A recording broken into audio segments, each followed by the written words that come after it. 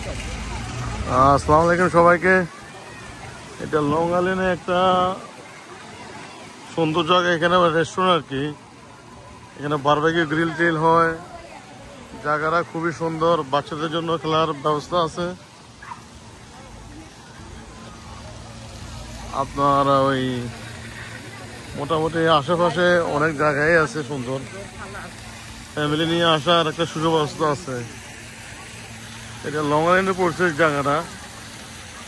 যদি কেউ আসতে চান মেসেজ দিয়ে আমি অ্যাড্রেস দিয়ে দেবো না।